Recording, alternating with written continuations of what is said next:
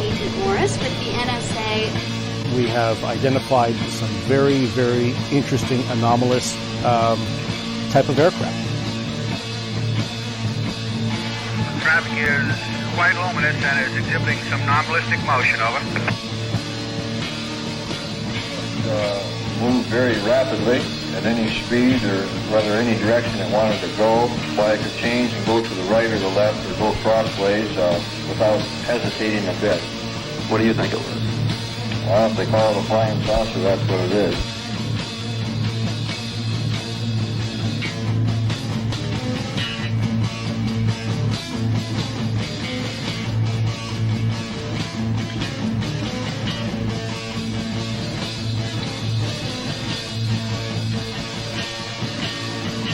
EWA 517, do you want to report a UFO? Over.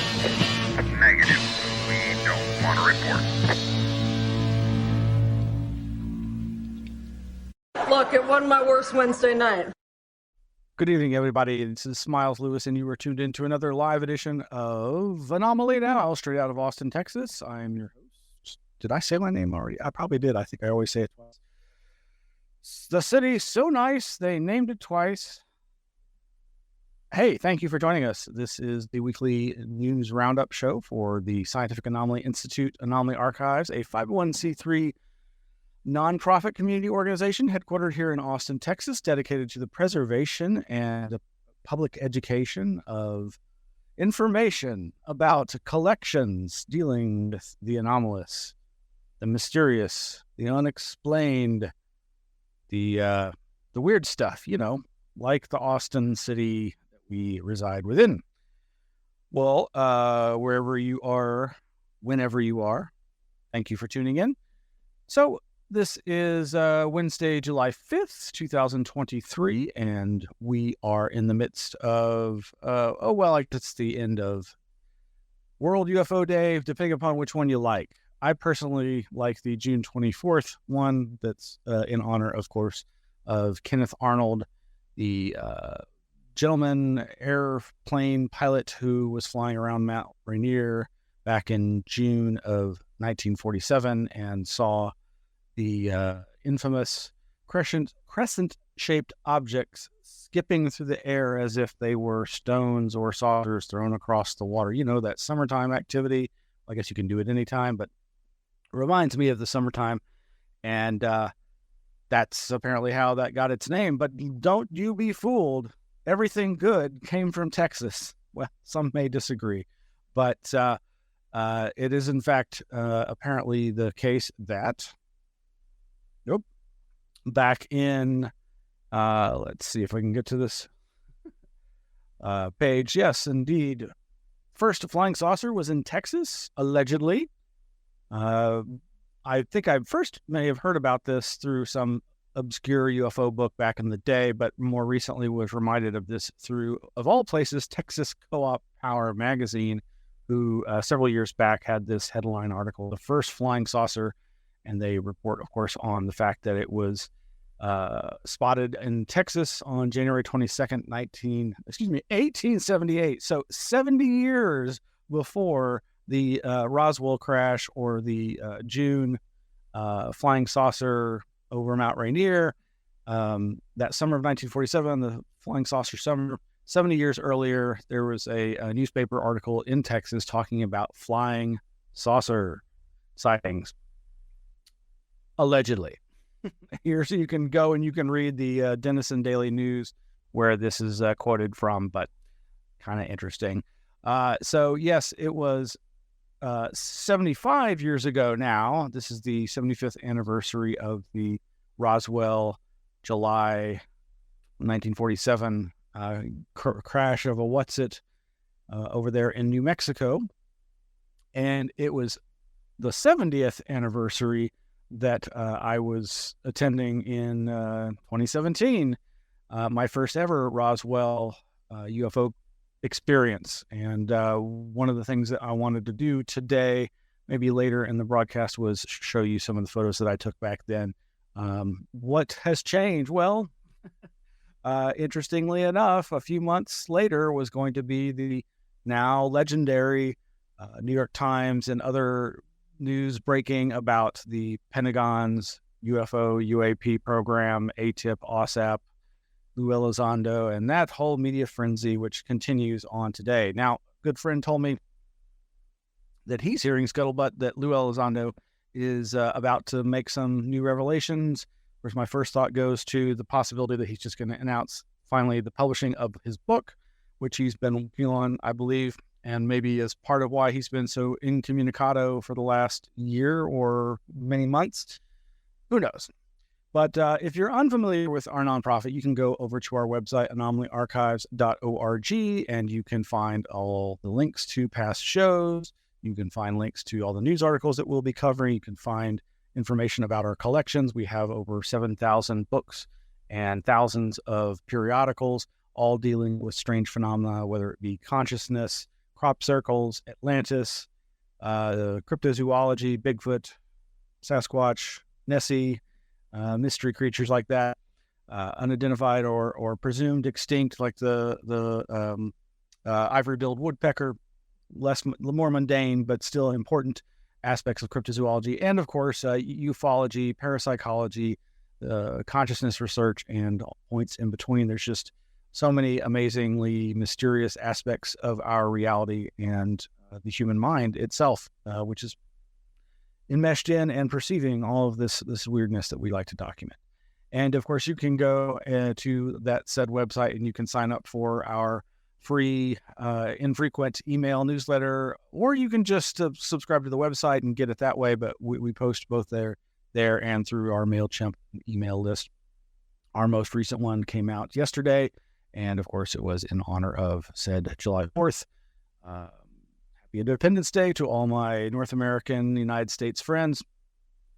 And yes, I lean towards celebrating World UFO Day on June 24th as opposed to July 2nd, which is the alleged date that the crash occurred in Roswell, though most people center its celebration around July 4th because, hey, fireworks, independence. And so at the website, you can find the latest newsletter there, and it's got a ton of stuff dealing with, we've got our book of the week, our video of the week. The video of the week, of course, is about the latest Grush, Dave Grush, whistleblower testimony. But this is an interesting interview between skeptic Michael Shermer and another Michael, investigative journalist Michael Schellenberger. Now, nonpartisan here, just this is a very interesting take between a skeptic and an investigative reporter. This Schellenberger seems like a very inquisitive and down-to-earth, rational investigative journalist. And it's an interesting conversation. And again, given that it's the Skeptic magazine, Michael Shermer doing the interviewing, it all comes across as pretty open-minded and open-ended as to the possibility that maybe there is a there. Maybe there is some revelations about to come out. And on that, you can go, of course, to our Flipboard over at flipboard.com/@Anomaly Archives. And or just go to the anomalyarchives.org website and find the link there. There's a great ton of news links there, thousands and thousands of articles. And this week's are no stranger to strangeness. But yes, one of them is, I guess it was a week or so ago, I was reading from the Wired magazine article by, I believe it's the same Matt Laszlo, who has this exclusive Gillibrand scheduling hearings with UAP whistleblower David Grush. The strange thing here is she says that it will be open to the public if Dave Grush is willing to allow cameras into the hearing. And as John Greenwald says, well, of course they should be allowed into the hearing. If he didn't allow them, that would kind of undermine his own claim to be trying to get the information out to the public. So we shall see. Meanwhile, some of the other links that we can briefly go over is this Nick Redfern article that, of course, is talking about the whistleblowers from the angle of the past, what we know about past whistleblowers and claims of crash saucers, pickled aliens, and government cover-ups. Of course, this one is over at mysteriousuniverse.org. UFO whistleblowers holding the keys to unearthly secrets or masters of misinformation. And there's some interesting reminiscings here about the possibility of there being two Falcons, for those of you familiar with the classic MJ-12, Majestic 12 mythology that emerged when Bill Moore and Jamie Shandera, and I think Timothy Good started circulating the documents that arrived at their door that purport to show some kind of inside knowledge of this perceived crash saucer retrieval program. This all going back to the 70s, 80s. My good friend Greg Bishop, who wrote the book on a lot of this with the interviews that he conducted with Bill Moore, the disinforming UFO investigator who was working with these insiders, talks about the man he believes was Falcon, who was orchestrating the aviary and the disinformation campaign that was at the heart of disinforming on poor old Paul Bennewitz. I know this is all inside baseball for those who don't know, but suffice to say, there was this CIA man named Harry Rositsky, who apparently was the head of that disinformation campaign. But there, as Nick Redfern goes into here, there apparently were possibly two different people posing as Falcon. They all had bird names as part of this aviary mythology, but it's an interesting article. You should check it out. It's over at mysteriousnuniverse.org. You can, again, find that over at the Flipboard. Lots of other great stuff there, including this one, sharing scientists intrigued by gravity hole at bottom of ocean. Lots of articles about gravity right now, with this one being about Earth and that blue spot you see there in the at the tip and surrounding India. Very interesting article over at futurism.com, which is actually really mainly a link to sciencealert.com article. Deep below the Indian Ocean, there's a giant gravity hole over 1 million square miles in size, a depression in the Earth's crust that has puzzled scientists for decades. Should do air quotes around depression. While it's technically not a conventional hole, geophysicists have used the term to denote a concentrated area where the effects of Earth's gravity are far lower than average. And now scientists may have figured out how this mysterious depression came to be, a fascinating peek into our planet's ancient and sometimes counterintuitive geological evolution.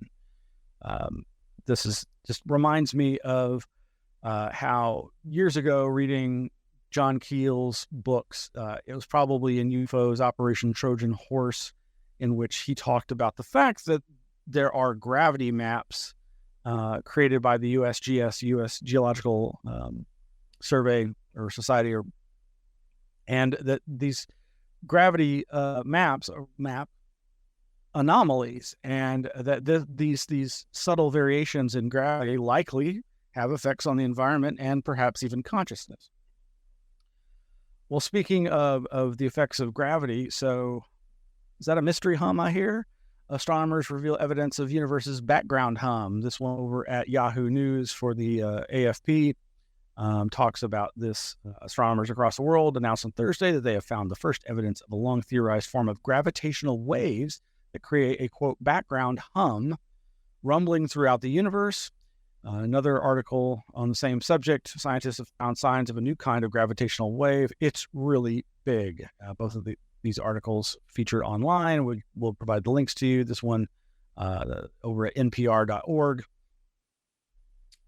Discovery means that astrophysicists may have opened a whole new window onto supermassive black holes. These mysterious, extremely dense objects, millions to billions of times more massive than the sun, sit at the center of galaxies like our own. When two galaxies merge, the enormous black holes at their centers are thought to come together and pull each other in a spinning dance that sends giant waves spiraling out.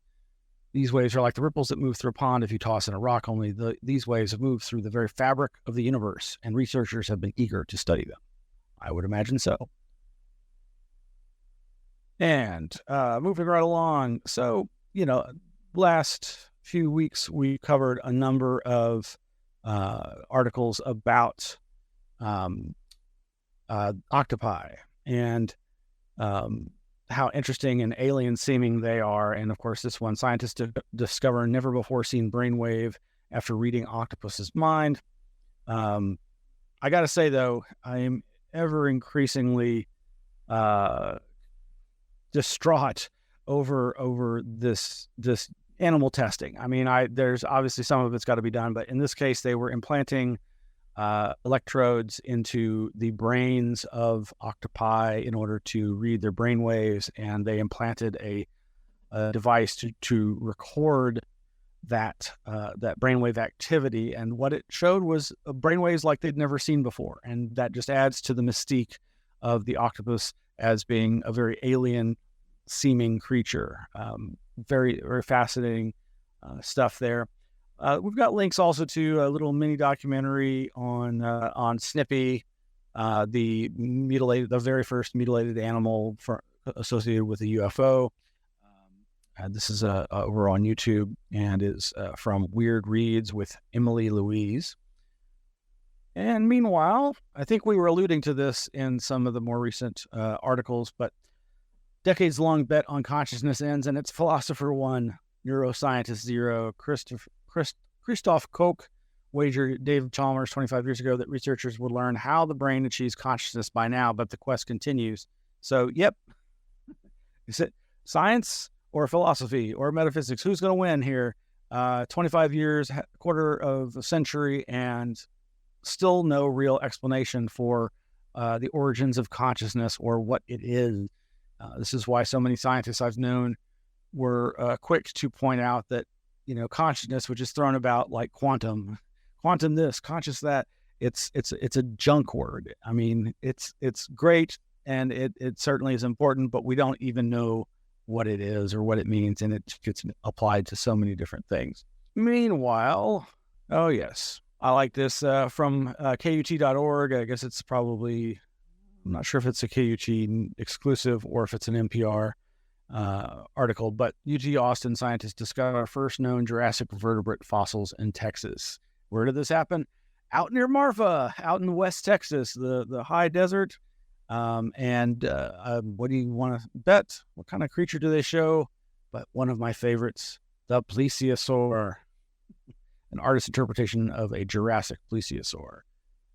Quote, forever we thought there was no record Jurassic vertebrates in Texas, May said. Now that gap in terms of Texas paleontological history has been filled, at least in part, by finally finding some evidence of Jurassic vertebrates in Texas.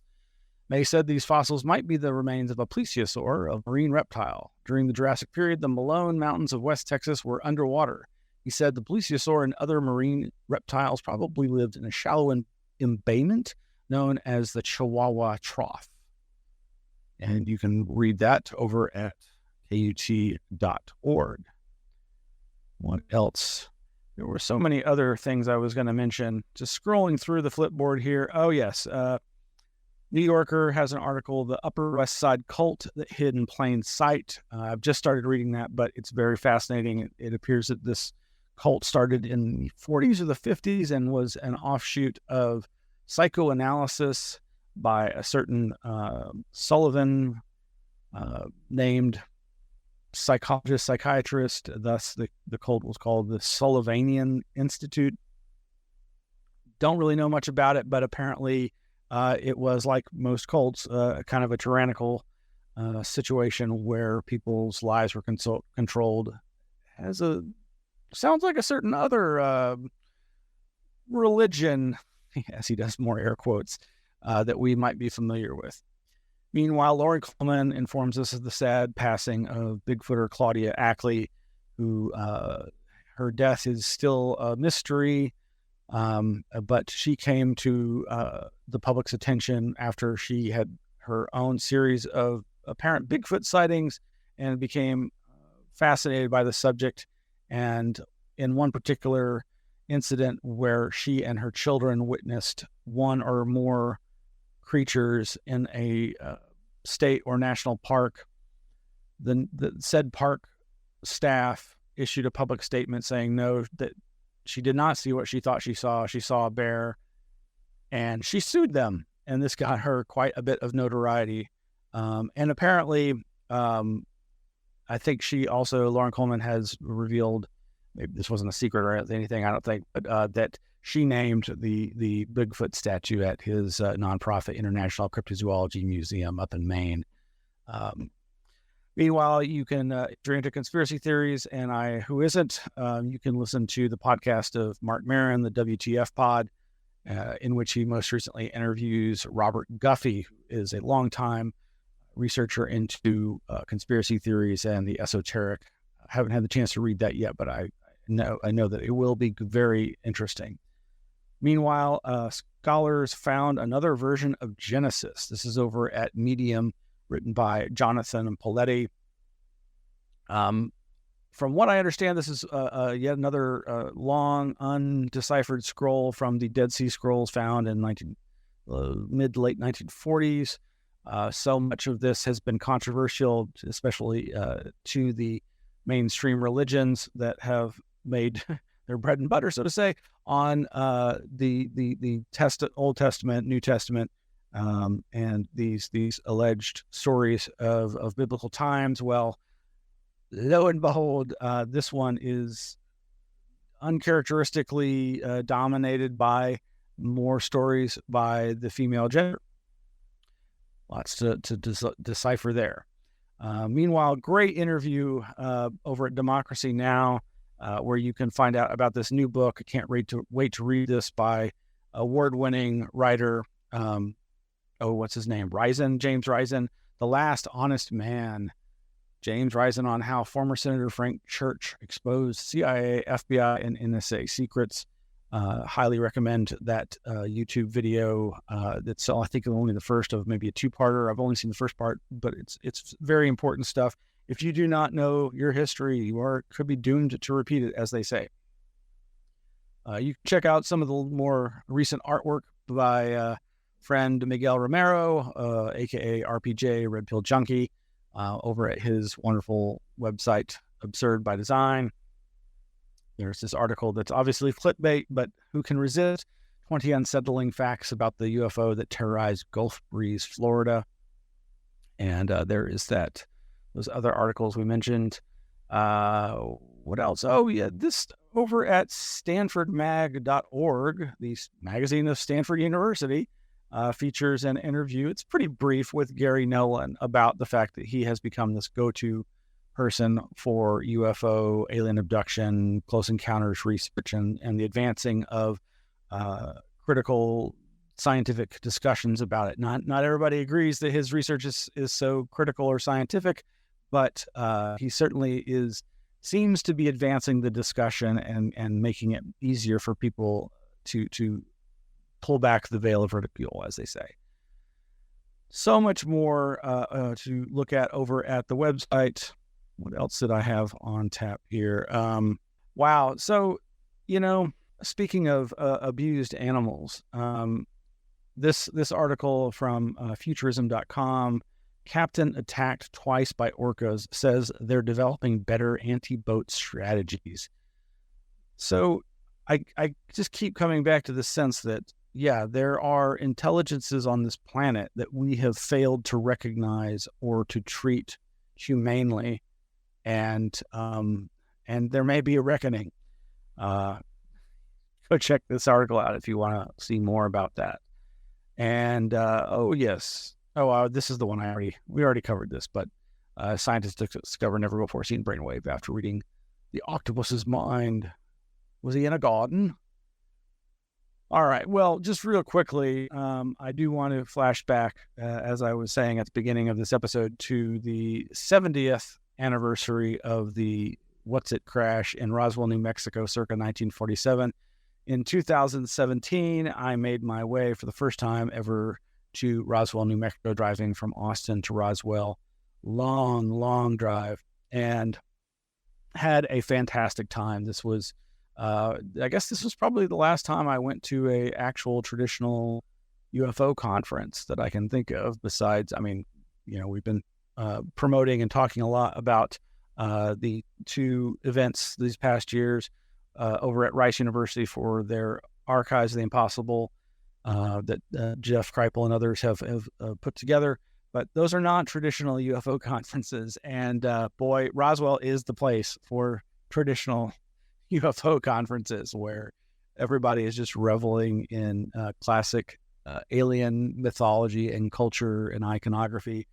Well, in 2017, I was there because there was going to be at least 3 conferences going on simultaneously.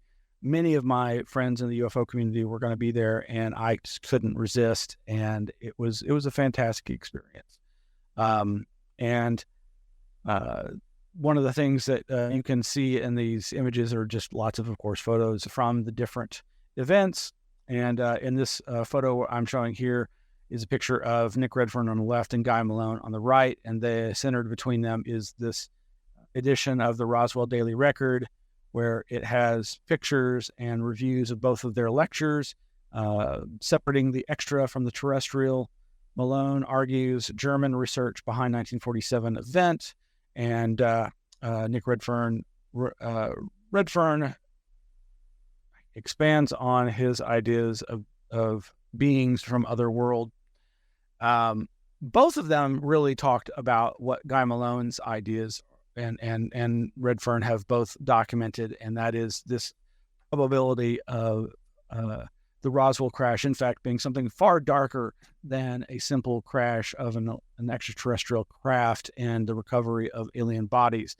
In fact, this idea that they put forth through the evidence they've collected and the other witnesses that have come forward to them is what I lean towards, which is a very dark idea indeed, and that is that at the end of World War II, the United States government brought over not just Nazi scientists through Project Paperclip, but also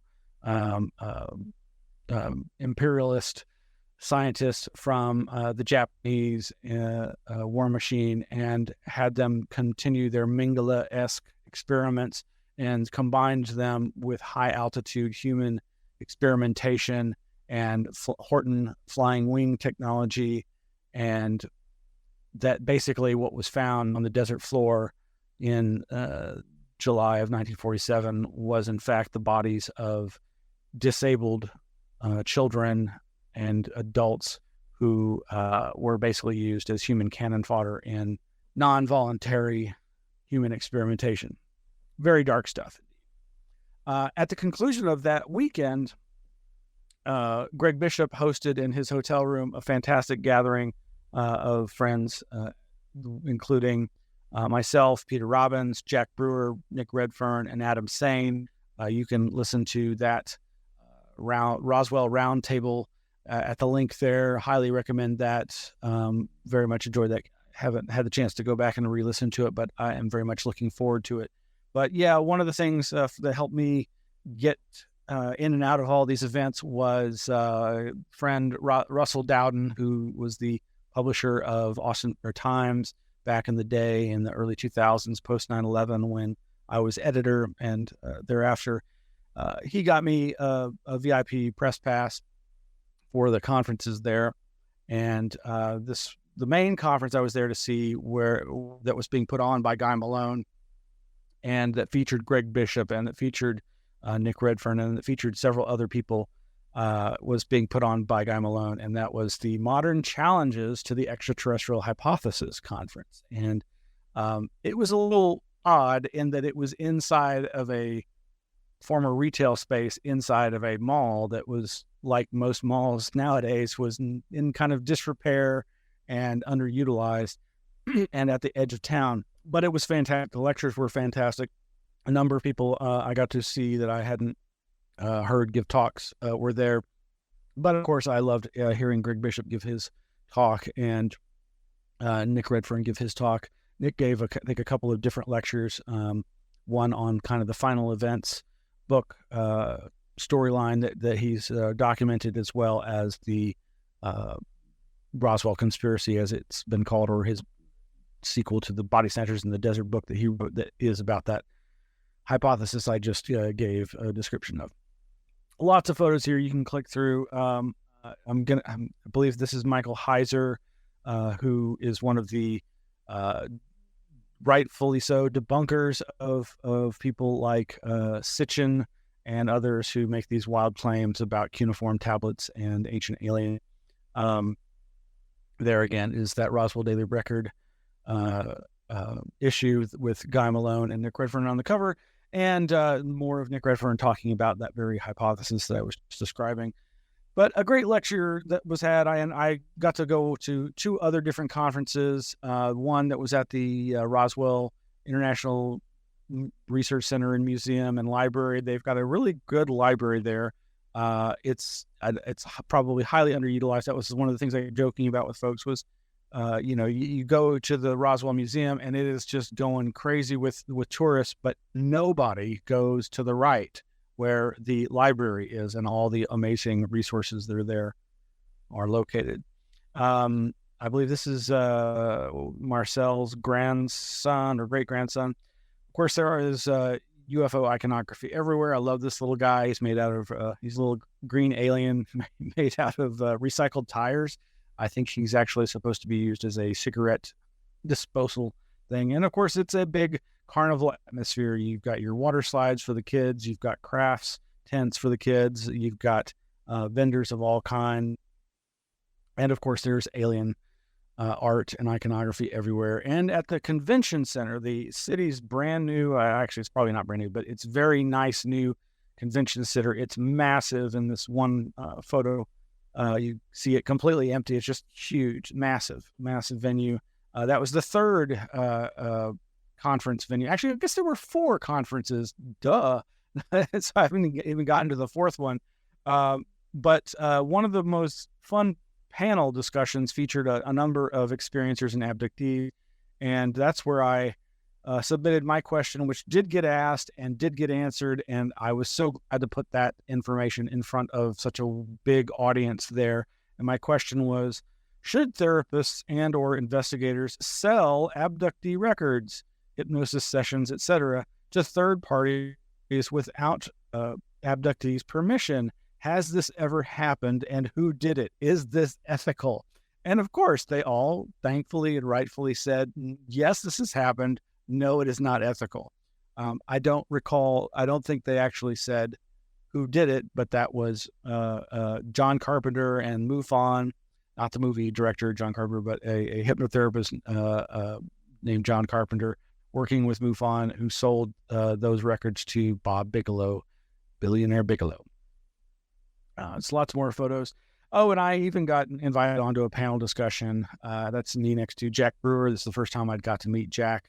That was wonderful. Had some great conversations with him. Oh, and there's a good friend, Daniel Allen Jones. We ran into each other out of the blue at the museum, and we took a selfie together. It was great to see him, and I hope to see him again soon. Of course, he was MC and speaker at last year's first annual Texas UFO conference in Jefferson, Texas.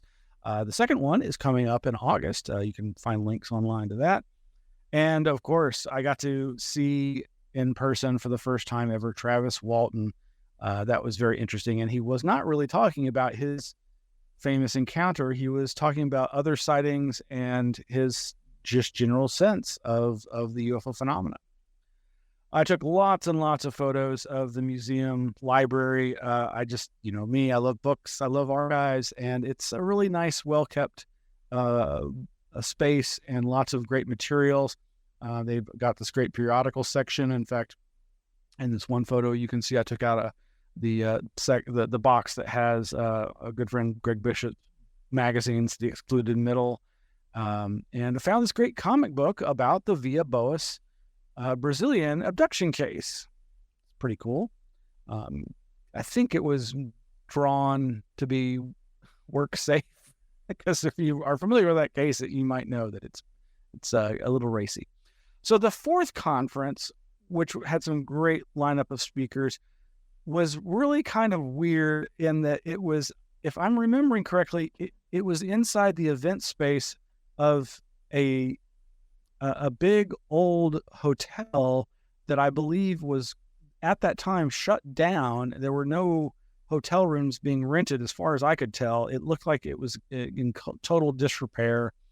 It was rather uncomfortable temperature. And then, in fact, they brought in, as they say, the giant swamp coolers. They brought in some huge evaporative fans to try to make it more comfortable in there. And I don't remember it actually smelling like smoke, but looking at the pictures, that's what I'm reminded of. But there was a great lineup of people. There's Alejandro Rojas of Open Minds, Chase Klotz from MUFON, a number of other speakers, and this inexplicable allergies are present in this location, and we cannot guarantee any item to be allergen free.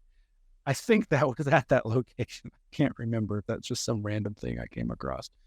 But I think this was the event that was put on, I believe, by the Roswell Daily Record, who have really embraced the UFO theme as the rest of the city, of course. And of course, Nick Pope was there, and outside you could see the KGRA mobile trailer. They were the ones live streaming and doing radio broadcasts of the show. There's Daniel Jones with his now no longer with us good friend. She and he, I believe, won first and second place for the cosplay costume contest. There's video out there of his performance. It's great. And then these pictures of all the people from Guy Malone's conference. There's I believe I'm gonna get his name wrong, but I'm not gonna say it. Peter Jordan is their second there. Guy Malone, Greg Bishop, Nick Redfern, Jack Brewer, myself, and there's me with Nick Redfern. Me with Nick Pope, the other Nick. Richard Dolan was there at that other conference, and it was just a great time. So many speakers, so many slides. Oh, there's me with Peter Robbins. What a wonderful man. He did a great job presenting on the ridicule cover up, the aspect of the media's disrespecting UFO witnesses, and the seemingly obvious attempt by the authorities to steer people away. And as he says, UFO censorship must end.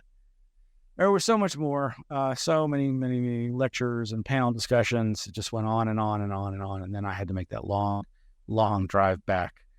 Lots and lots of big windmills seen along the road. But well, that's gonna do it for tonight, folks. I really appreciate you tuning in to this July 5th, 2023 episode of Anomaly Now, and we hope you'll come back soon, and we'll see you online. Good night.